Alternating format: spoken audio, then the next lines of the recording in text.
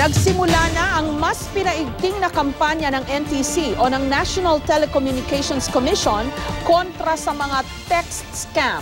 Simula kahapon hanggang September 22, magpapadala na ang mga telecommunications company ng babala sa mga mobile user alinsunod sa memorandum order ng NTC.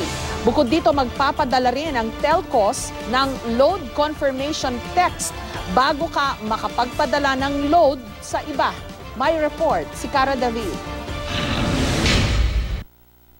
Sa unang tingin, tila pangkaraniwan ang text na ito mula sa isang kamag-anak sa abroad. Pero kung hindi ka mapanuri, baka maloko ka ng text scam na ito, tulad ng nangyari kay Jessie Arcangel. Original text was sent to my mom. So sabi na, ito yung bagong roaming number ko. Humingi ng favor itong nag-text. So sabi niya, Auntie, baka pwedeng padalhan niyo ako ng load kasi para maraming Pilipino na magbentahan dito. Dahil nanggaling sa kanyang ina ang impormasyon, naniwala si Jessie na pinsan niya ang ka-text. Sa loob ng isang linggo, nagpabili ito ng call cards na umabot ng libu-libong piso. Huli na nang matuklasan ni Jessie na scam pala ang lahat. Bumibili ako ng strip of call cards and then send the codes to her or him, whoever she is.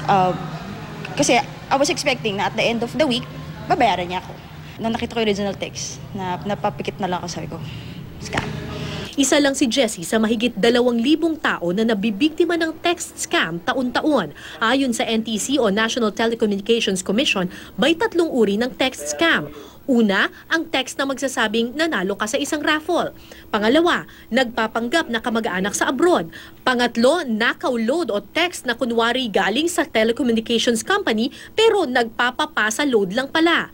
Para maiwasan ito, simula ngayon magpapadala na ng load confirmation text ang lahat ng telcos. Bago ka makakapagpadala ng load sa iba, tatanungin ka muna ng telco kung sigurado ka ba sa iyong gagawin.